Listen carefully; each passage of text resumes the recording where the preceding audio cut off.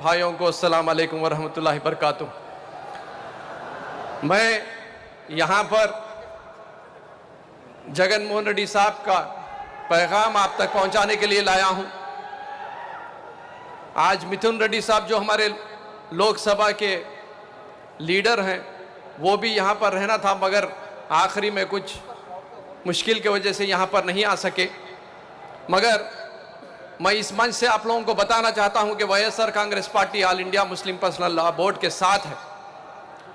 YSR Congress party supreme court में case डाली हुई है। जॉइंट पार्लियामेंट्री कमेटी को लिख कर दी है कि हम इस बिल के खिलाफ हैं। लोकसभा में मिथुन रेड्डी साहब ने ठहर कर बात भी किया और इस बिल के खिलाफ भी वोट दिया। राज्यसभा में वाई सुब्बा रेड्डी साहब जो हमारे लीडर, उन्होंने ठहर कर बात भी किया और सारे वाईएसआर कांग्रेस पार्टी के एमपीज ने उसके खिलाफ वोट दिया। हम लोग आपको ये बताना चाहते हैं कि आंध्र प्रदेश में चाहे कैसे भी हालात हों, चाहे हम पे कितने भी मुश्किलें मुसीबतें आ जाएं, जगन मोहन रेड्डी साहब ने जो वादा किया था इलेक्शन से पहले कि हम माइनॉरिटीज़ के साथ रहेंगे, उसी के मुताबिक हम आज मुस्लिम समाज के साथ, माइनॉरिटीज़ के साथ ठहरे हुए हैं, बोलकर मैं बताना चाहता हूँ। आप सब जानते हैं वक्फ यूज़र्स की क्या मुसीबतें हैं, लिटिगेशन से क्या मुसीबतें होती हैं। अभी जो है हजरत बता रहे थे कि आने वाली नस्लों तक जो है इसका जो है असर हो जाएगा। मैं ज़्यादा वक्त आपसे नहीं लूँगा क्योंकि मुझसे भी और अच्छे बात करने वाले लोग यहाँ पर हैं। मगर ये बात ज़रूरी है कि आज हमारे मसाजिद, क़ब्रिस्तान, ईदगाह, खानखा, दरगाहों को बचाने के लिए हम सबको एकजुट होना ज़रूरी है। हमको ज़मीन पर इस तरीक़े का इत्तेहाद बताना ज़रूरी है। सुप्रीम कोर्ट में लड़ना भी ज़रूरी है, मगर डेमोक्रेटिक प्रोसेस में जो हमको हक़ और हुकूक़ हैं उसके दायरे के अंदर चाहे कोई भी मीटिंग बुलाई जाए, all India Muslim personal law board के तरफ से हम लोगों को इत्तेहाद का इसी तरीके से सामने आकर उनको जो है ताकतवर बनाना है। मैं आप लोगों को बताना चाहता हूँ कि इस बिल के बारे में चाहे कितनी भी देर बात करें उतनी कम होगी, मगर आप सब जानते हैं कि ये बिल बिल्कुल गलत है, सिर्फ मुसलमानों के साथ डिस्क्रिमिनेटरी है। और ये आप जानते हैं कि कॉन्स्टिट्यूशनल राइट्स जो हमारे को दिए गए हैं, फंडामेंटल राइट्स जो हमको दिए गए हैं, उसके खिलाफ इस एक्ट को लाया गया है। और आप जानते हैं कि आर्टिकल्स 13, 14, 15, 21, 25, 26, 29, 30 और 300 के खिलाफ इस एक्ट को लाया गया है। सारे पार्लियामेंट के जो मुस्लिम एमपीज हैं इस बिल के खिलाफ थे, सारे अपोजिशन पार्टीज के एमपीज इस बिल के खिलाफ थे। मगर अफसोस कि जो 40 साल से जो सियासत कर रहे हैं आंध्र प्रदेश में और बिहार में, चंद्रबाबू नायडू साहब और नीतीश कुमार साहब को ये बात समझ में नहीं है। इलेक्शन के सामने चंद्रबाबू नायडू साहब एनडीए के साथ रहने के बावजूद उन्होंने वहाँ के आंध्र प्रदेश के मुसलमानों से वादा किया था कि हम जो है चाहे कोई भी कानून जो मुसलमानों के खिलाफ लाया जाएगा उसको रोकने के साथ साथ आप हमारे साथ ठहरे हुए रहेंगे। मैं इस मंच से मैं सीधा सीधा पूछना चाहता हूँ चंद्रबाबू नायडू साहब से और नीतीश कुमार साहब से, कश्मीर से लेकर कन्याकुमारी तक का मुसलमान आज आपको हमारे साथ देखना चाहता था, मगर अफसोस आप जो है बीजेपी के साथ जाकर ठहरे हैं, बोलकर मैं आपको बताना चाहता हूं। मैं आपको बताना चाहता हूं कि हमने लोकसभा में, राज्यसभा में वोट डाला, मगर तेलुगु देशम पार्टी का आईटी सेल हमारे ऊपर जो है कीचड़ फेंकता कि हम राज्यसभा में वोट नहीं डाले। ये तो ऐसा हो गया कि झूठा झूठ बोला तो सच्चा रो रो के मरा, वैसी बात हो गई। मगर तेलुगु देशम पार्टी को और बिहार में नीतीश कुमार साहब को भी ज़रूर मुसलमान भाई और हिंदू भाई, सेक्युलर भाई, जितने जो है सेक्युलर सोच रखते हैं, चाहे वो ईसाई सिख भाई हैं, वो सारे के सारे जो है इनको आने वाले दिनों में मजा चखाएंगे। मैं आप लोगों को बताना चाहता हूं कि जब वाईएसआर कांग्रेस पार्टी जब हुकूमत में थी तो वक्फ के जायदादों को बचाने के लिए एक स्पेशल जीवो नंबर 60 लेकर आई जगनमोहन रेड्डी साहब के वजह से, जिसमें पंचायत राज डिपार्टमेंट को, स्टैम्प्स एंड रजिस्ट्रेशन डिपार्टमेंट को, म्युनिसिपल डिपार्टमेंट को, रेवेन्यू डिपार्टमेंट को भी उनको बताया गया, बोला गया कि प्रोटेक्शन ऑफ वक्फ प्रॉपर्टीज भी उनकी जिम्मेदारी रहेंगी और कहीं पर भी जो है इलीगल तरीके से कोई कंस्ट्रक्शन नहीं हो सकता या इलीगल तरीके से कोई जमीन बिक नहीं सकती। ये जो है हमारा स्टैंड है, हमारा स्टैंड बहुत क्लियर है। ये बिल, ये एक्ट एंटी कॉन्स्टिट्यूशनल है, फंडामेंटल राइट्स के खिलाफ है, इसीलिए हम सुप्रीम कोर्ट तक जो है इस केस को लेकर गए। मैं सलाम करना चाहता हूं, मैं शुक्रिया अदा करना चाहता हूं जो मेरे हिंदू एमपीज ने, सिख एमपीज ने, ईसाई एमपीज ने, जो हम मुसलमानों के लिए पार्लियामेंट के, लोकसभा में, राज्यसभा में हमारे मुसलमान एमपीओं के साथ जो साथ दिया है, मैं उन सब का भी शुक्रिया अदा करता हूं। मैं शुक्रिया अदा करता हूं वो सारे लीडिंग एडवोकेट्स का जो ये मुसलमानों के तरफ से जो हिंदू एडवोकेट्स हैं जो आज हमारे साथ ठहर कर लड़ रहे हैं। मैं आप लोगों को ये बताना चाहता हूं कि all India Muslim personal law board जितने चीजें बता रही है, चाहे वो पत्ती गुल का हो, चाहे ह्यूमन चेन का हो, चाहे धरना का हो, चाहे इस तरीके के मीटिंग्स का हो, आप लोग ये मत समझिए कि अगर मैं नहीं जाऊंगा तो क्या हो सकता है। नहीं मेरे भाई, जब तक आप लोग इस तरीके से सामने आकर आपका इत्तेहाद नहीं दिखाएंगे तो all India Muslim personal law board भी कहीं ना कहीं कमजोर हो जाएगा। हमारी लड़ाई को आगे लेके जाने के लिए all India Muslim personal law board का साथ देना जरूरी है। आप लोग हाथ उठाकर ये बता दीजिए सारे तेलंगाना और आंध्रा के मुसलमानों को कि दारुसलाम से जो तहरीक शुरू हुई है इसको हर जिले के हर हेडक्वार्टर में लेकर जाके बताएंगे। हम बता देंगे कि चाहे चंद्रबाबू नायडू साहब को रहो, चाहे मोदी साहब को रहो, कि मुसलमान इत्तेहाद है और इस बिल का और इस एक्ट का जो है खिलाफ है। जज़ाकल्लाह खैर, अस्सलाम वालेकुम।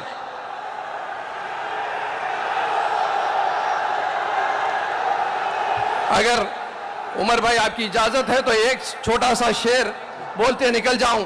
वसीम बरेलवी साहब का शेर है, उसूलों पर जहां आंच आए, उसूलों पर जहां आंच आए टकराना जरूरी है, जो जिंदा हो तो फिर जिंदा नजर आना जरूरी है। ये है तो सबके लिए हो, ये है तो सबके लिए हो, ये जिद हमारी है। इस एक बात पे दुनिया से जंग जारी है। मैं खतरा होके भी तूफान से जंग लेता हूं। मैं खतरा होके भी तूफान से जंग लेता हूं। मुझे बचाना समंदर की जिम्मेदारी है। ये इस तहरीक के नाम है। अस्सलाम वालेकुम व रहमतुल्लाहि व बरकातुहू।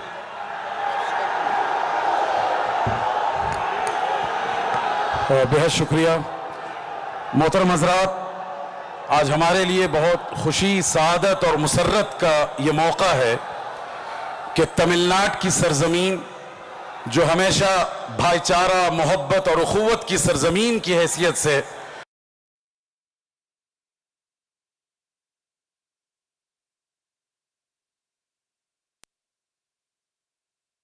आज शहनशी पर तशरीफ रखते हैं। वो मेंबर पार्लियामेंट हैं, मौजूदा हुक्मरान पार्टी में बहुत बड़ा मकाम रखते हैं और इसके साथ साथ जो जॉइंट पार्लियामेंट्री कमेटी बनी थी वक्फ बिल के हवाले से, उसमें बहुत ही प्रोएक्टिव इनका किरदार रहा है। मैं पूरे तेलंगाना और आंध्रा की तरफ से दिल खोल कर इनका इस्तकबाल करना चाहूँगा। आप सब नारे की गूंज में इनका इस्तकबाल करें। और इसके साथ साथ मैं चाहता हूं कि तेलंगाना और आंध्रा के मुसलमानों का और सेकुलर फोर्सेस का मैसेज मोहम्मद अब्दुल्ला साहब के द्वारा तमिलनाडु के चीफ मिनिस्टर तक पहुंचे कि हम शुक्रगुजार हैं आपकी सेकुलरिज्म के, हम शुक्रगुजार हैं कि आपने मुसलमानों के मौक़िफ़ की तायीद की। आपके खिताब का तर्जमा जनाब बैरिस्टर असदुद्दीन ओवैसी साहब इंशाअल्लाह करेंगे। बसद अदब व एहतराम मैं जनाब मोहम्मद अब्दुल्ला को दावत देता हूं।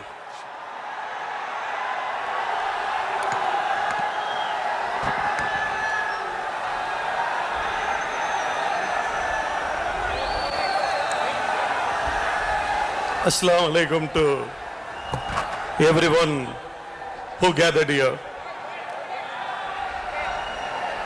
I am coming here as a messenger of my loving leader, my dear leader, our Honorable Chief Minister, Shri M.K. Stalin. मैं यहाँ पर हमारे डीएमके के लीडर जनाब एम.के. स्टालिन साहब की तरफ से उनका नुमाइंदा बनकर आज के इस एहतजाजी जलसे में शिरकत करने के लिए आया हूँ।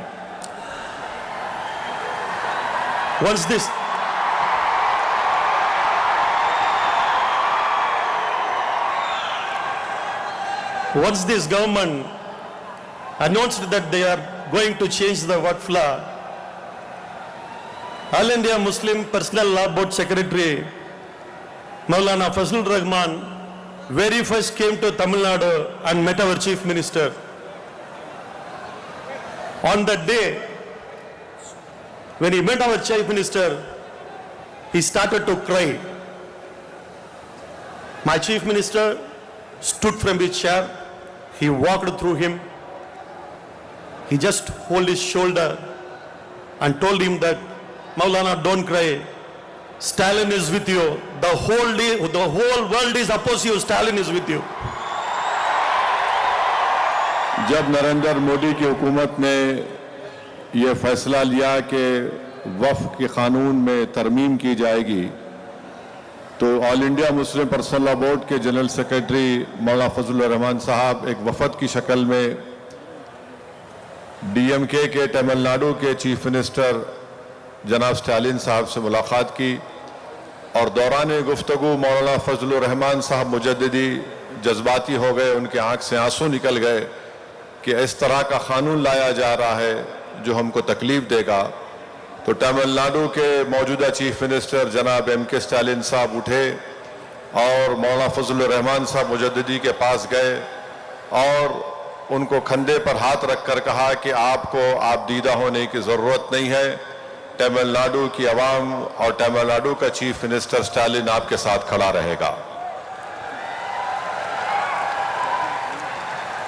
Before I started from Chennai to come Hyderabad, he called me and he asked me to personally tell you, DMK has a solidarity not only with the minorities of Tamil Nadu but with the minorities of whole India.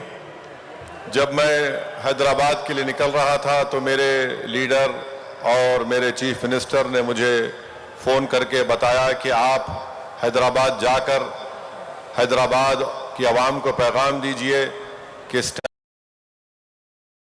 Tamil Nadu की अक़लियतों के साथ है, बल्कि पूरे हिंदुस्तान की अक़लियतों के साथ वो खड़ा हुआ है।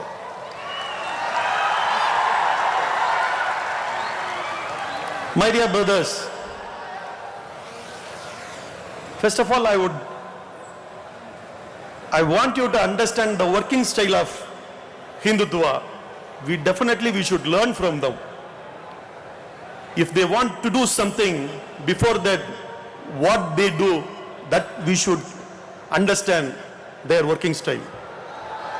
हम तमाम को ये ज़रूरी है कि हम हिंदुत्व आरएसएस जैसी ताकतों के काम करने के तरीक़ेकार को समझें ताकि हम मुस्तक़बिल में उनका सही तरीक़े से मुकाबला कर सकें।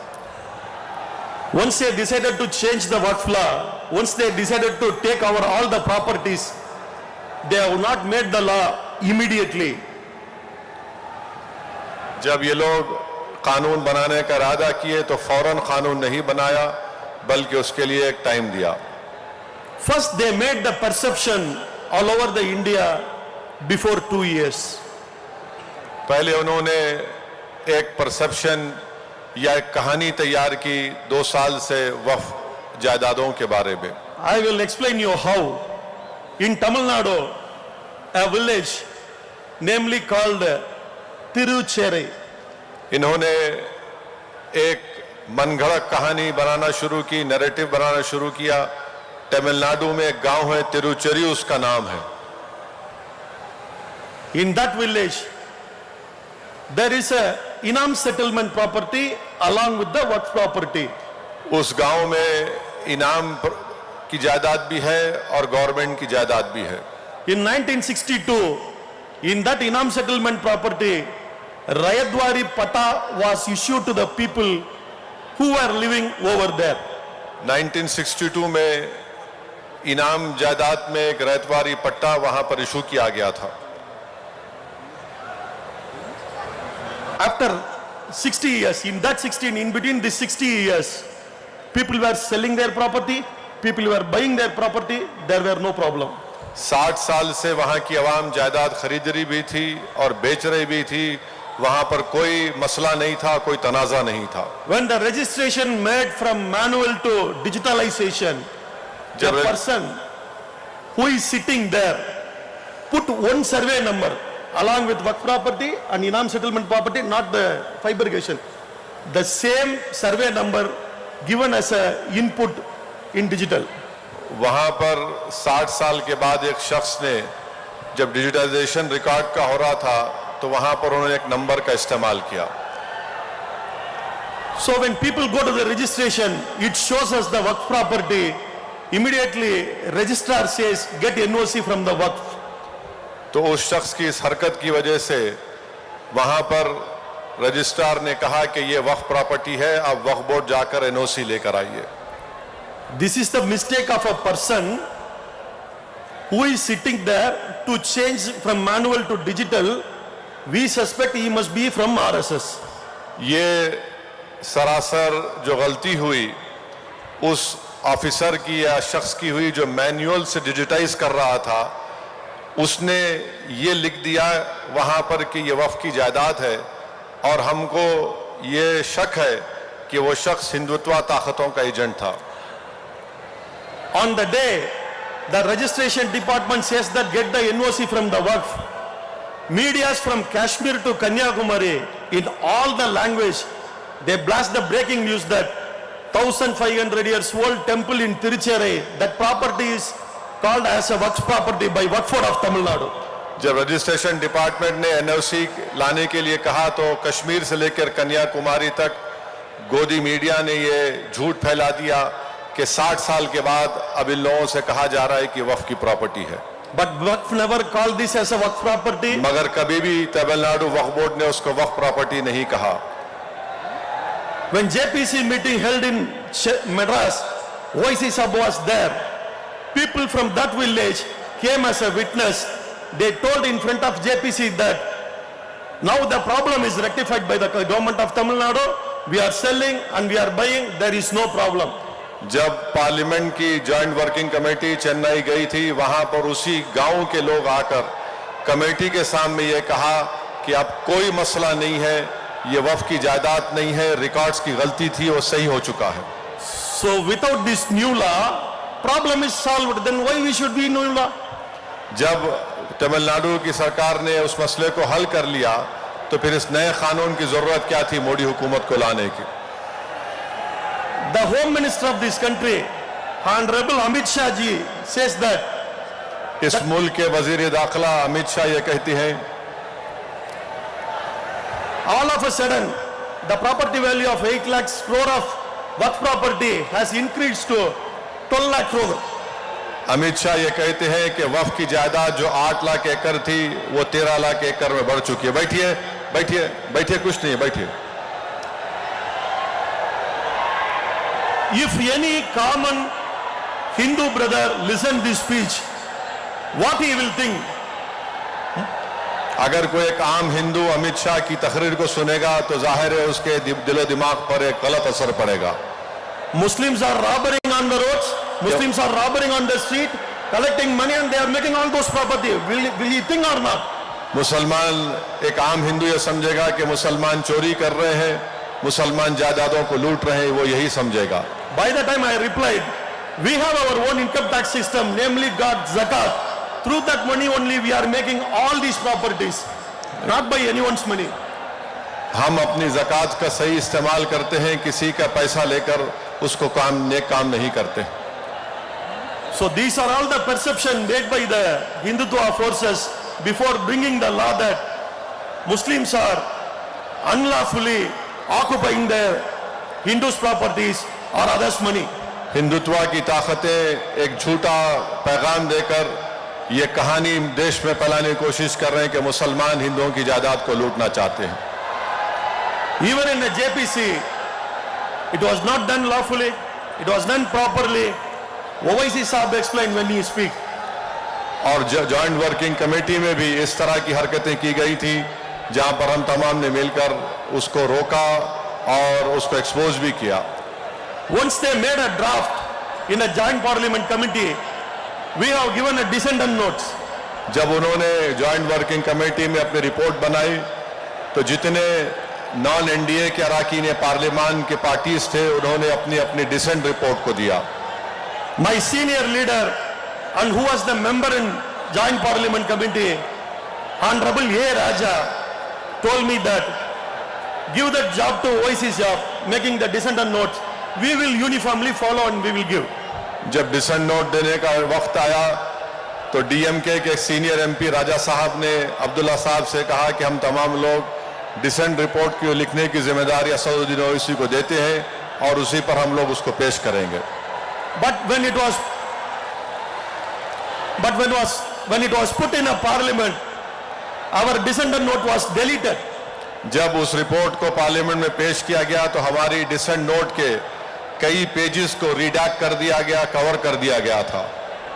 In a Lok Sabha, people like Owaisi Saab and other DMK MPs and other MPs, they were fighting to add the dissent and notes, which was deleted.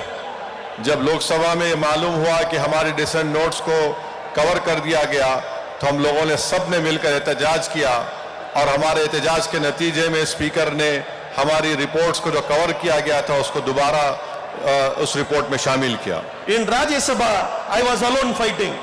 Rajya Sabha में अब्दुल्ला साहब अकेले इस चीज के लिए लड़ रहे थे। By that time, the Minister Honorable Kiran Rijiju told me that it was not deleted, it is completely there. किरण रिजिजू जो वजीर दाखिलती बहबूद है राज्यसभा में कहा कि आपकी रिपोर्ट को डिलीट नहीं किया गया है और जो रिपोर्ट आप दिए थे उसको शामिल किया गया, उन्होंने गलत कहा था। Honorable Finance Minister of this country, Nirmala Sitharaman ji, told that Abdullah is lying on the floor. मौजूदा फाइनेंस मिनिस्टर मोहतरमा निर्मला सीतारामन ने राज्यसभा में कहा कि अब्दुल्ला साहब झूठ कह रहे हैं। The same time in Lok Sabha, when Nirmala Sitharaman was telling that Abdullah is lying, that the dissent and note is deleted, the same time in Lok Sabha, Honorable Amit Shah ji told that we don't have any objection to add the deleted part. जिस वक्त निर्मला सीतारामन राज्यसभा में अब्दुल्ला साहब के कह रही थी कि आप झूठ कह रहे हैं, उसी वक्त लोकसभा में मौजूदा वजीर दाखिला अमित शाह ने यह बयान दिया कि हमको कोई एतराज नहीं है कि अपोजिशन पार्टीज के डिसेंट नोट को पूरी तरीके से शामिल कर लिया जाए। So because of his willing only, it was deleted. इसी तरह से आप देखते हैं कि एक साजिश के तहत उसको डिलीट करने की कोशिश की गई। So JPC was not functioning independently. Joint working committee independently काम नहीं कर रही थी। This is happening, this is what happening in our country. I am telling you one thing, I want to remember one incident. हमारे मुल्क में इस तरह के वाकयात हो रहे हैं, मुझे एक वाकया याद आ रहा है। When I was elected as a member of parliament, I have gone to the parliament. I came to know that parliament starts at 11 o'clock, finish at 1 o'clock for a lunch break. Again it starts at 2 o'clock, may end at any time. Recently it ended at even morning 4:30. जब बजे तक और फिर उसके बाद दोपहर में 2 बजे से दोबारा शुरू होकर कभी रात भर काम करती है। But the first week of the my entry on a Friday, parliament was started in 2:30. और जब जुमे का दिन आया तो पार्लियामेंट 2:30 बजे शुरू हुई। So when I asked, they said only because of Muslim members' prayer. Usually Friday it starts at 2:30. जब हमने पूछा कि 2:30 बजे राज्यसभा क्यों शुरू की जा रही है जुमे के दिन, तो बताया गया कि मुस्लिम अरकान पार्लियामान अपनी जुमे की नमाज अदा कर सकें। Just before 2024 election, one Friday, the chairman of Rajya Sabha announced that today House will start at 2 o'clock on Friday. 2024 के पार्लियामेंट इलेक्शन से पहले ये ऐलान कर दिया गया कि राज्यसभा 2:30 बजे से नहीं 2 बजे शुरू की जाएगी।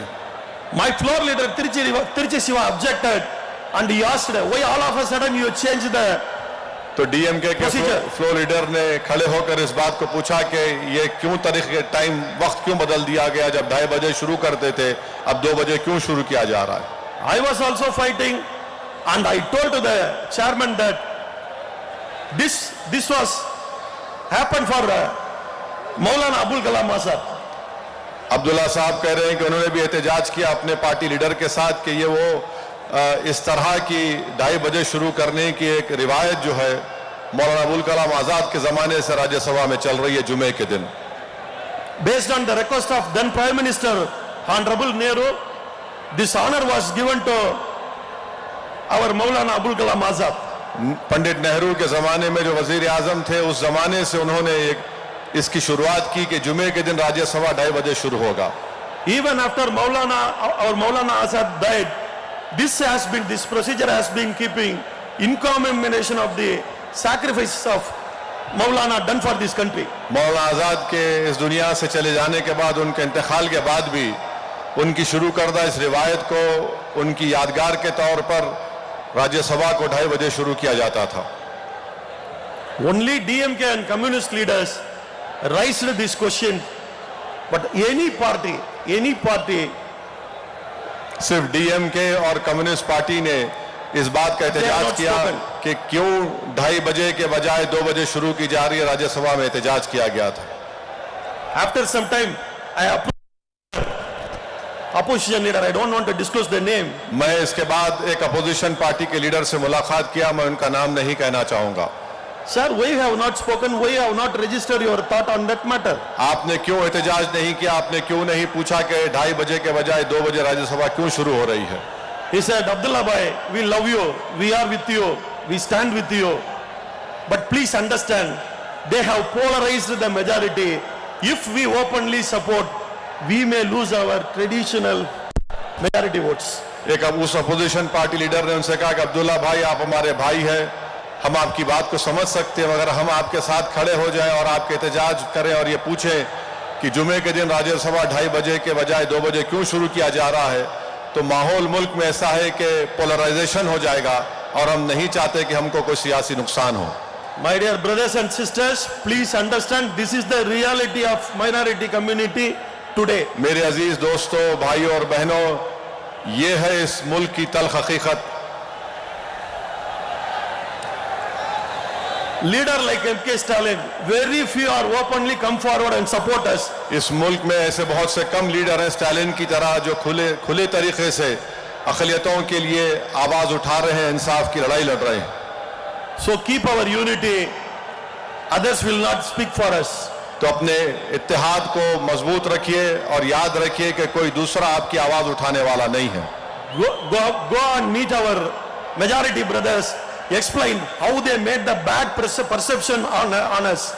आप अपने अक्सरती तबके के हिंदू भाइयों से मुलाकात करिए और उनको इस गलत फहमी को दूर करिए और बताइए कैसे इस कानून से नाइंसाफी की जा रही है। This is the only way we can protect ourselves and our work properties. ये एक ही तरीका है जिससे हम अपनी वक्फ की जायदादों को बचा सकते हैं। Before I conclude, I want to tell one Tamil proverb, my mother tongue proverb. मैं अपनी तकरीर को ख़त्म करने से पहले तमिल ज़बान की एक प्रोवर्ब को आपके सामने कहूँगा। Sivan Sottu Kula Nasam. It means Lord Shiva's property. If someone touch Lord Shiva's property, his clan and his heredity will be totally destroyed. Tamil Nadu में कहावत है कि अगर कोई शिवा की जायदाद को लेगा, if someone takes Shiva property, His clan and heredity will be totally destroyed. अगर कोई शिवा भगवान की प्रॉपर्टी को लेगा तो उसकी आल और जायदाद बर्बाद हो जाएगी। My BJP friends may say that we are not taking Shiva's property, we are taking only Allah's property. BJP के लोग अगर ये कह रहे हैं कि हम शिवा की प्रॉपर्टी नहीं अल्लाह की जायदाद ले रहे हैं, They may tell we are not taking Lord Shiva's property, we are taking Allah's property. वो ये आपसे कहेंगे कि हम अल्लाह की प्रॉपर्टी ले रहे हैं, लॉर्ड शिवा की प्रॉपर्टी नहीं ले रहे हैं। For that, I want to quote two lines from old Tamil literature. मैं इस मौके पर तमिलनाडु की 1000 साला लिटरेचर की 2 लाइन आपके सामने रखना चाह रहा हूं। Tennadudaya Sivane Potri means Lord Shiva of South, especially Tamil Nadu. Lord Shiva of South. This is the first line. Lord Shiva of the south, Lord Shiva जुनूबी हिंद में यह कहा जाता है। Hail Lord Shiva of South, Tamil Nadu. Lord Shiva की तारीफ होती है जुनूबी हिंद में। எந்நாட்டவருக்கும் இறைவா போற்றியே. Hail God of rest of the part of the country. You have to say. Yeah, I'll tell you. A person who is calling as a Shiva in Tamil Nadu South is called as a God in other part of the world. जो तमिलनाडु में शिवा को मानते हैं वो पूरी दुनिया में उसको लॉर्ड या खुदा मानते हैं। He is called as Allah in Arabia. He is known as, उसको अरब की दुनिया में अल्लाह कहते हैं। He is known as a Lord in Europe. उसको यूरोप में किसी और नाम से, गॉड के नाम से पुकारा जाता है। So the name may be different. The God is the same. नाम मुख्तलिफ हो सकता है मगर परवरदिगार तो एक ही है। So you touch our property, your heredity, and you will be destroyed. You will be destroyed. You will be destroyed. Thank you, Assalam. तुम अगर जायदादों को हाथ लगाओगे तो तुम्हारी आल और तुम बर्बाद और राख होकर रह जाओगे।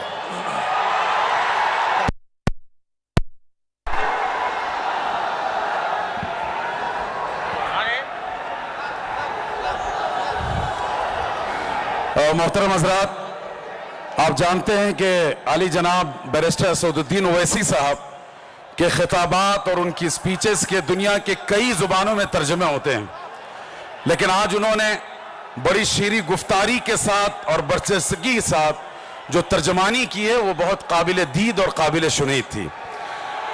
दूसरी बात, दाएं जानिब और इस हिस्से में जो नौजवान और अजीज दोस्त हैं उनसे मैं गुजारिश करूंगा, दो बातें कहना चाहूंगा। सबसे पहली बात यह है कि हमारे आकाए दो जहां मोहम्मद रसूलुल्लाह सल्लल्लाहु अलैहि वसल्लम का फरमान है कि अल मुस्लिम मन सलिम अन्नास मिन लिसानिही व यदिही, मुसलमान वो है जिससे दीगर इंसान और मुसलमान उसकी जुबान, उसकी गुफ्तार, उसके हाथ पैर से सलामती महसूस करें। यहां जो भगदड़ की कैफियत हो रही है उससे लोगों को तकलीफ और अजियत होगी। खुदा के लिए आप हजरात बैठ जाएं। यहाँ पर जो सामने हजरात खड़े हुए हैं, रेलिंग अगर टूट गई तो जलसा दरम बरम हो जाएगा, आप बैठ जाइए। ये खास तौर से सामने के हजरात से अपील कर रहा हूँ, आपकी वजह से जलसा दरम बरम ना हो जाए।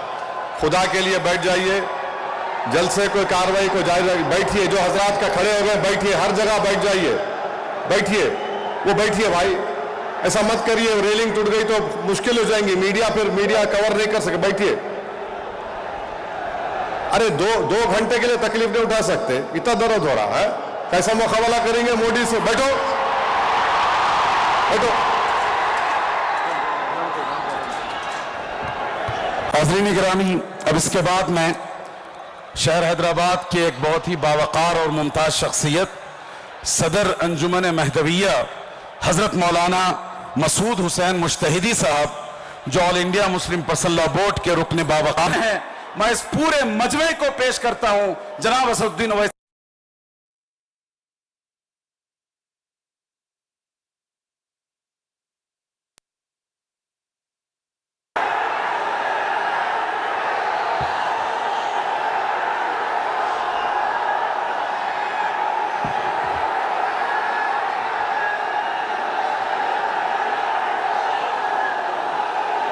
औज़ुबिल्लाहि मिनश्शैतानिर्रजीम, बिस्मिल्लाहिर्रहमानिर्रहीम, अस्सलामु अलैकुम व रहमतुल्लाहि व बरकातहू। शह नशीन पर तशरीफ़ फरमा all India Muslim personal law board के सदर हज़रत मौलाना खालिद सैफुल्लाह रहमानी साहब, जमीयतुल उलमा के मुफ्ती ज़ुबैर साहब, जमात इस्लामी हिंद के तेलंगाना के सदर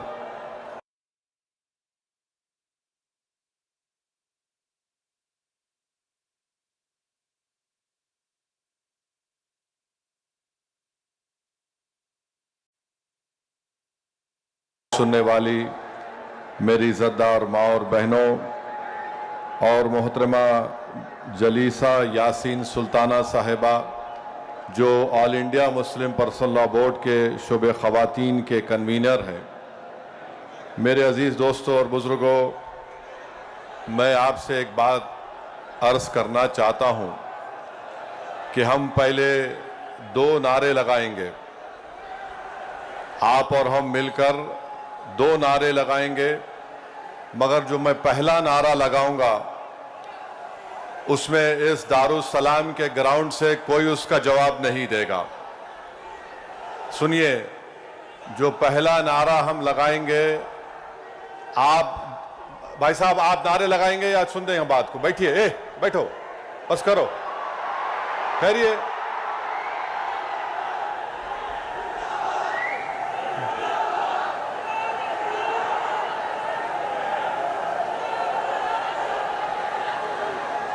इस ग्राउंड में जितना मजमा है अल्हम्दुलिल्लाह उससे ज्यादा बाहर है, तो ये जरूरी है कि हम उनकी आवाज भी सुने। तो मैं बाहर जो मजमा खड़ा हुआ है उनसे अपील करूंगा कि आप हमारे साथ नारा लगाइए। ग्राउंड में कोई नारा नहीं लगाएगा। नारे तकबीर, नारे तकबीर। अब हम सब मिलकर लगाएंगे नारे तकबीर, नारे तकबीर। अब आपसे तीसरी बात यह करना है, आपके पास सेल फोन है, जरा खोल के लाइट जलाओ।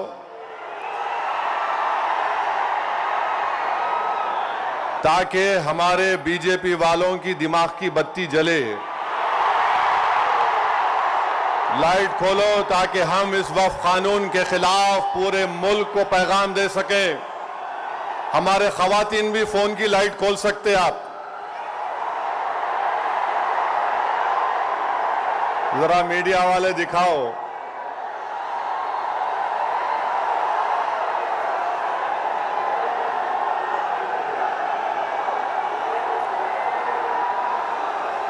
अब जरा जेब में रख लो फोन को। आपसे अहम बात यह कह रहा हूं कि अब जब जलसा खत्म हो के यहां से आप निकलेंगे, आप लोग पुरअमन तरीके से अपने अपने मुकामात को जाएंगे। आप झंडे लहराते हुए नहीं जाएंगे, सब्र और तहम्मुल का मुजाहरा करते हुए सरजमीन हैदराबाद के अमन को और मजबूत करते हुए आप यहां से जाएंगे। जाएंगे ना आराम से इंशाअल्लाह। और घर को जाके बैठना नहीं, ईशा की नमाज गोल नहीं करना। ईशा पढ़ना है मेरे को भी और आपको भी, तो ईशा भी पढ़ेंगे ना आप।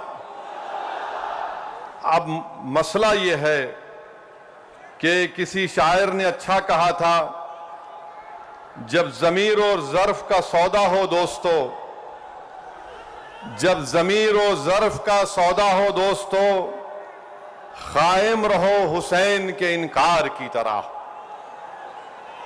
मैं आपको ये बताना जरूरी समझता हूं कि इस कानून के खिलाफ all India Muslim personal law board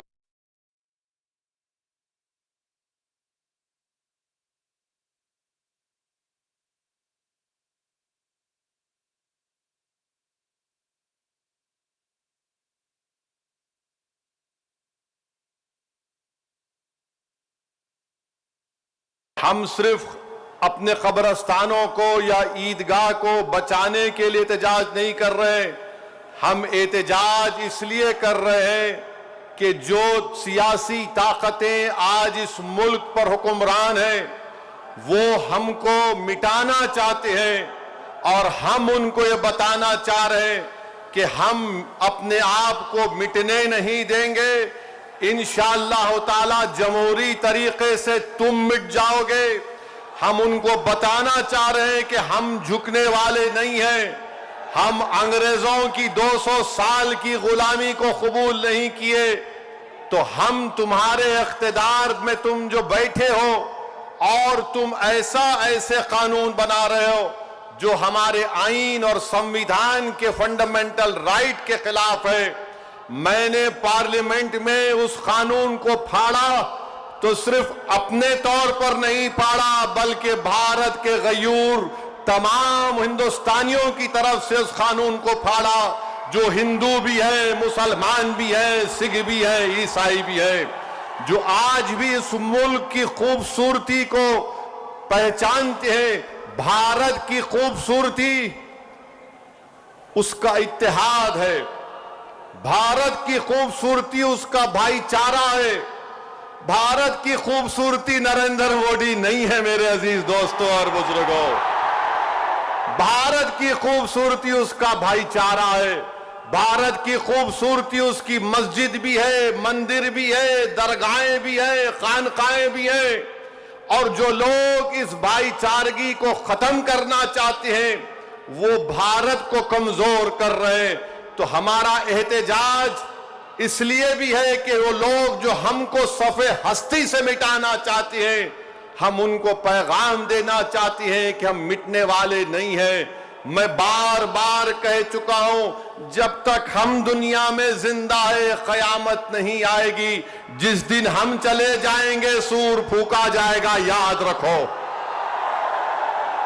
और अगर बीजेपी ये समझ रही है कि उन्होंने 2014 में इख्तिदार पर आए तो पहले ट्रिपल तलाक का ऐसा कानून बनाया जो मुस्लिम खवातीन के खिलाफ बनाया, फिर उसके बाद उन्होंने CAA का कानून मजहब की बुनियाद पर बनाया, फिर उसके बाद उन्होंने UAPA के कानून को गंदे तरीके से उसको और ताकतवर बना दिया, फिर उसके बाद उन्होंने मजहब तब्दीली का कानून अपनी अपनी बीजेपी जहां पर इख्तिदार में रियासत में बनाया, फिर अब वो यूनिफॉर्म सिविल कोड बनाने की बात कर रहे हैं।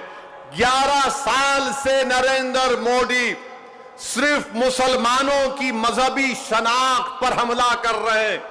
11 साल से नरेंद्र मोदी सिर्फ मुसलमानों की मस्जिदों को छीनने की कोशिश कर रहे हैं। 11 साल से नरेंद्र मोदी मुस्लिम खवातीन को ताकतवर बनाने के बजाय उनके सरों से हिजाब को छीन रहे हैं। 11 साल से नरेंद्र मोदी बुलडोजरों के जरिए सबसे ज्यादा दलित और मुसलमानों के घरों को तोड़ दिया। अब यूनिफॉर्म सिविल कोड के नाम पर हमारी शरीयत को हमसे छीनना चाहते हैं। वो शरीयत जो शरीयत एप्लीकेशन एक्ट 1937 है, जब संविधान बन रहा था तो बाबा साहेब अंबेडकर ने कहा था कि शरीयत एप्लीकेशन एक्ट बरकरार रहेगा, मगर आज नरेंद्र मोदी ये समझते हैं कि मैं बाबा साहेब अंबेडकर से बड़ा दूरंदेश हूं। मिस्टर मोदी, आप अंबेडकर के पैर की धूल भी नहीं है, इस बात को याद रख लो आप मेरे अजीज दोस्तों और बुजुर्गों। और दूसरी बात यह, मैं आपसे कह रहा हूं कि अपने सफों में इत्तेहाद को मजबूत रखिए।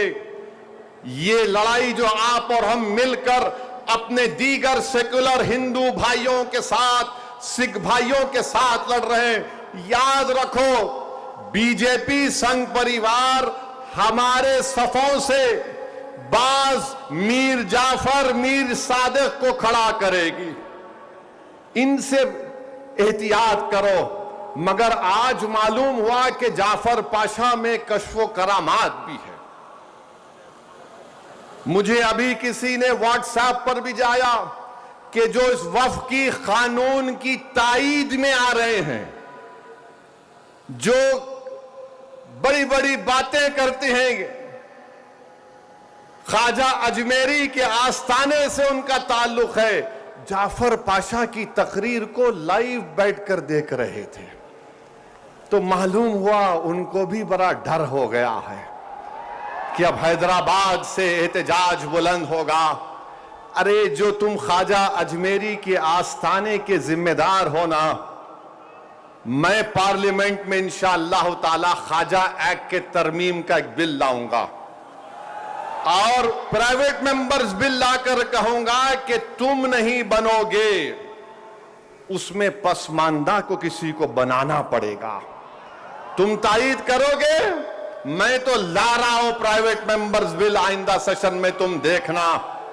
अरे तुम लोग कितना गिर सकते हो, तुम कितना गिर सकते हो। कम से कम उस आस्ताने की निस्बत का तो लिहाज रख लो। तुम उस आस्ताने की निस्बत का तो लिहाज रख लो, और इस बात को भी याद रख लो कि जब तुम और हम इस दुनिया से जाएंगे तो आरएसएस वाले अगर तुमको खंदे पर लेकर गए कब्रिस्तान में, तो फिर अंदर जाने के बाद जब फरिश्ते पूछेंगे कौन है तेरा रब, तो तुम क्या मोदी बोलोगे या अल्लाह बोलोगे? देख लो इस बात को। हम तो अल्लाह ही बोलने वाले हैं और बोलते रहेंगे। अल्लाह ही हमारी मदद करेगा और अल्लाह ही इनको शिकस्त देगा इंशाअल्लाह ताला। हम तौहीद परस्त हैं और हमको फख्र है इस बात का कि रब्बे कायनात जिस चीज का मालिक अल्लाह है, मोदी कह रहे हैं कि उसका मालिक अल्लाह नहीं रहेगा। अब मोदी आप खुद देखोगे अल्लाह कैसा बता देगा अपना जल्ले जलालहू। आप देखेंगे, आप इसको, इस कानून को तुमको वापिस लेना पड़ेगा। जिस तरह हमारे किसान भाइयों ने हमको रास्ता दिखाया, हम उसी रास्ते पर एहतजाज करेंगे। जब तक कानून वापिस नहीं होगा, भारत में पुरअमन एहतजाज होगा। आप तैयार हैं एक लंबी जमहूरी लड़ाई लड़ने के लिए, या फिर कोका कोला की तरह उड़ के फिर ठंडे तो नहीं बैठ जाएंगे? क्या आप तैयार हैं एक जमहूरी एहतजाजी लड़ाई लड़ने के लिए? अगर आप तैयार हैं तो आप अपने आप से वादा कर लीजिए कि जब तक ये काला कानून वापिस नहीं होगा, हम एहतजाज करेंगे, हम पीछे नहीं हटेंगे, पुरअमन एहतजाज हमारा होगा। याद रखो मेरे अजीज दोस्तों और बुजुर्गों, हम अल्लाह जिस जमीन का, जिस जायदाद का मालिक है, उसकी हिफाजत के लिए आगे बढ़ रहे हैं। हम अल्लाह के घर की हिफाजत के लिए आगे बढ़ रहे हैं। हम औलिया अल्लाह के आस्थानों की हिफाजत के लिए आगे बढ़ रहे हैं। हम अपने ईदगाहों की हिफाजत के लिए आगे बढ़ रहे हैं। और याद रखो इंशाअल्लाह ताला अल्लाह हमारी इस कोशिशों को कबूल करेगा। अल्लाह हमारे इस ईसार को कबूल करेगा। हम जो कुछ भी कर रहे हैं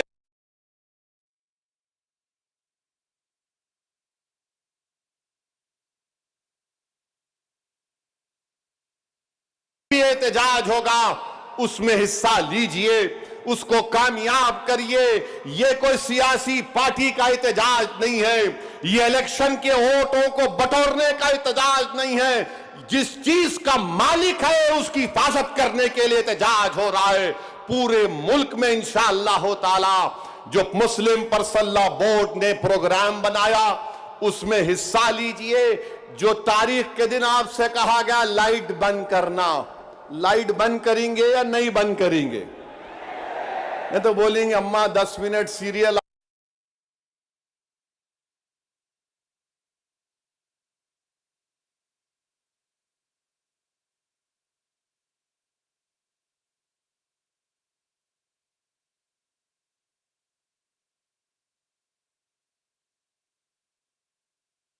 खड़े होना है अपने हिंदू भाइयों के साथ, अपने सिख भाइयों के साथ। वो भी आज बड़े तकलीफ में है कि ऐसा कैसा कानून बीजेपी की हुकूमत ने बना।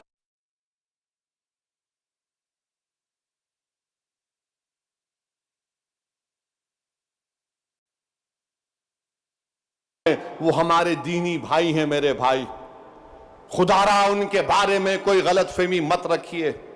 मैं आपको बता रहा हूं नरेंद्र मोदी ने इस मुल्क को गुमराह किया। मैं और अब्दुल्ला साहब हम लोग पार्लियामेंट की कमेटी के मेंबर थे। Mister Abdullah, I am saying to the people of Hyderabad and to the people of India that during the deliberations of the joint working committee, the Bora community had come, Dawoodi Bora community had come to the committee along with King's Counsel Mr. Salve, Harish Salve, and they had given a representation. You remember, they wanted exclusion from the Waqf Act. They had clearly said, we have nothing to do with this bill. The Dawoodi Bohra have clearly stated that in 1962, the Supreme Court has given them a definite definition of religious denomination. The Dawoodi Bohra have said, if you remember, that they believe in the concept of Dail Mutlaq. And this Waqf bill goes contrary to that. It is part of their faith. मैंने ये कहा कि अपने दाऊदी बोरा भाइयों की ईमानदारी पर हरगिज शक मत करो। नरेंद्र मोदी हमारे इत्तेहाद को कमजोर करना चाहते हैं। दाऊदी बोरा के लोग पार्लियामेंट की कमेटी के पास आए थे। लंदन से मायानाज वकील किंग काउंसिल जनाब हरीश साल्वे साहब को लाकर पार्लियामेंट की कमेटी के सामने कहा कि हम 2024 का कानून नहीं चाहिए, हमको वक्फ से अलहदा करो, क्योंकि दाऊदी बोरा जो एक शियाओं की ब्रांच है, उन्होंने कहा कि हमारे पास दाइल और मुतलक है। उनके जो रूहानी पेशा है मुफद्दल साहब, अल्लाह उनको सलामत रखे, वो उनकी मौजूदगी में कोई मुतवल्ली नहीं हो सकता। लिख कर दिया उन्होंने कि हमको इस वक्फ एक्ट से लेना देना नियम को निकाल दो। तो ये इनको बुलाया गया, मोदी ने बुलाया इनको, और नरेंद्र मोदी ने कितना गुमराहकुन बात की। बैठ के कहा कि मैंने 3 साल पहले ये बिल बना दिया, आप लोगों को नहीं मालूम होगा, मैंने भिजा दिया आपको, और कहा कि कॉमा फुल स्टॉप लिख दो। मोदी ये पैगाम दे रहे हैं भारत के सेकुलर हिंदू भाई बहनों को, सिखों को और मुसलमानों को, मैं तो नहीं लाया ये बिल, ये तो ये लोग बोल के लाया मैं। आप समझ रहे हमारी बात को? और हम जब कमेटी में थे, हम मिनिस्ट्री ऑफ माइनॉरिटी अफेयर्स से पूछे कि कानून तुम क्यों लाए, क्या तुमने मुसलमानों से बातचीत की, क्या तुमने इस बिल के बारे में बात की? एक वर्ड नहीं बोल सके वो लोग। The committee when called the Ministry of Minority Affairs, they didn't have anything to say. Why did they bring this bill? You are witness to it. अब मोदी इन दाऊदी बोराओं को बदनाम करने के लिए, पूरे देश में पैगाम देने के लिए कि देखो मैं तो 3 साल पहले उनको बिल दिया था, मेरे भाई ये साजिश है हमारे इत्तेहाद को कमजोर करने के लिए। मोदी जी आप शतरंज की चाल खेल रहे हैं, हम भी जानते हैं शतरंज कैसा खेलना सियासत में। डॉक्यूमेंट्स है, आज मैं एक्स पर सोशल मीडिया पर डॉक्यूमेंट्स डाल दिया हूं। दाऊदी बोरा लोगों ने कमेटी को दिया, वो 1924 से कह रहे हैं कि हमको वक्फ कानून में मत रखो, क्योंकि हमारा जो जूरिस्प्रूडेंस है, हमारा जो फिक्र है, वो दाइल मुतलक के ऊपर है। तो आपसे अपील कर रहा हूं कि अपने दिमाग में 1% भी दाऊदी बोरा हमारे दीनी भाइयों के खिलाफ कोई शक मत करिए। वो तो नहीं चाह रहे थे, इनको तो पप्पा जी बुला के बोल दिए आपको वजह से करा मैं। अब चौथी बात यह है, बीजेपी वाले बोल रहे इसमें सब कुछ है, मुसलमानों का फायदा है, औरतों का फायदा है।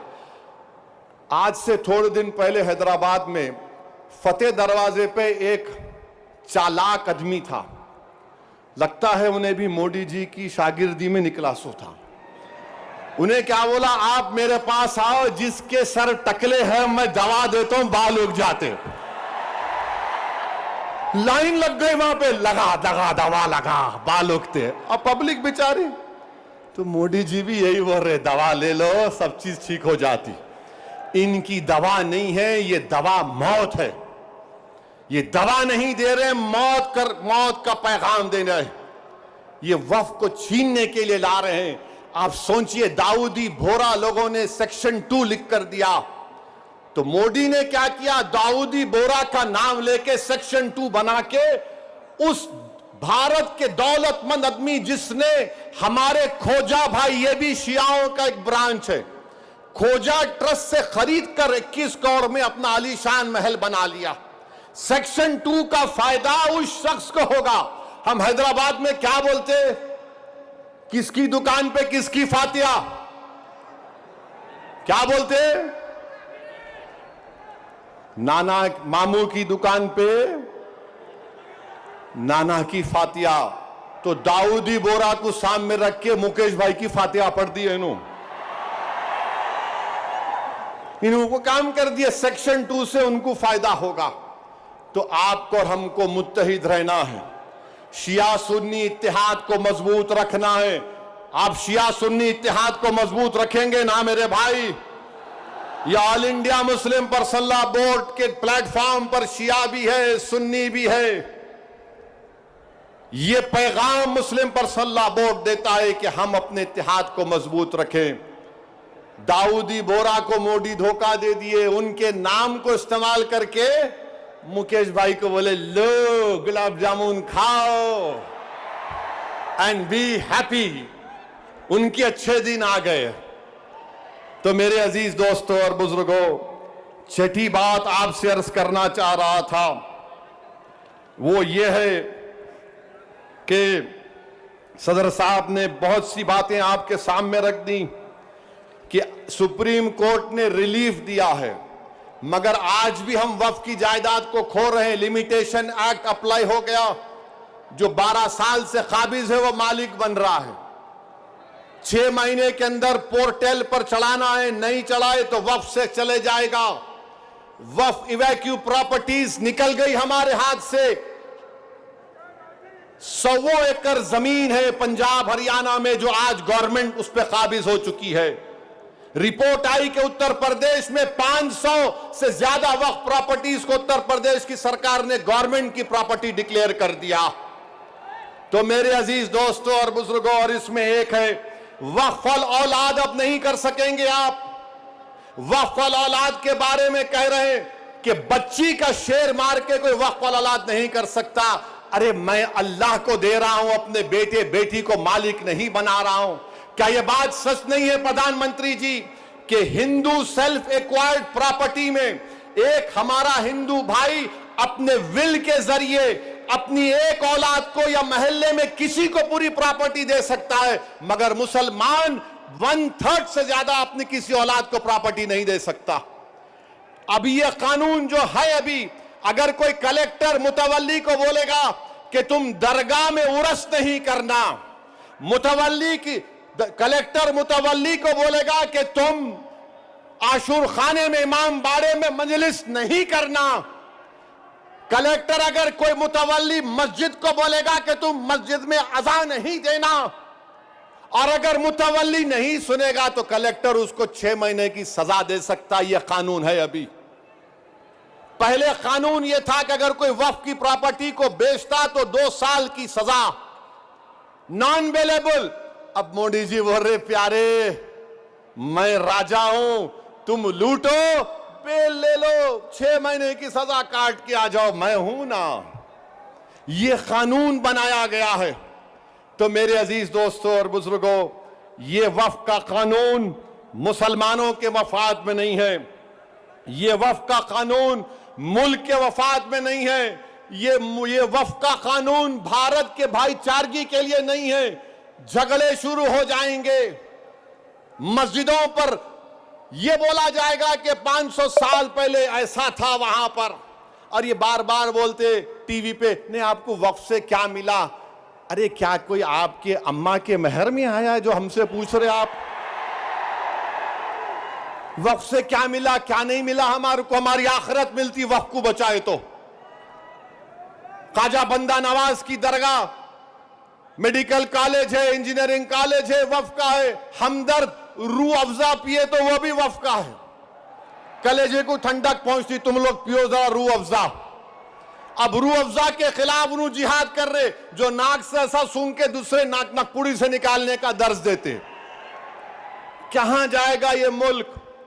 हद तो ये हो गई मेरे अजीज दोस्तों और बुजुर्गों कि अब कोई ये कह रहा है कि चीफ जस्टिस के फैसले के बाद इस देश में मजहबी जंग शुरू हो जाएगी।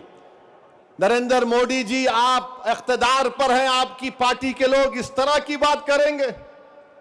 आप तो भारत के संविधान पर हल्फ लिए हैं कि इस देश में ये अंबेडकर का देश, ये मौलाना अबुल कलाम का देश, ये भगत सिंह का देश, अल्लामा फजल खैराबादी का देश, हुसैन अहमद मदनी का देश, महमूदुल हसन का देश, ये टीपू सुल्तान का देश।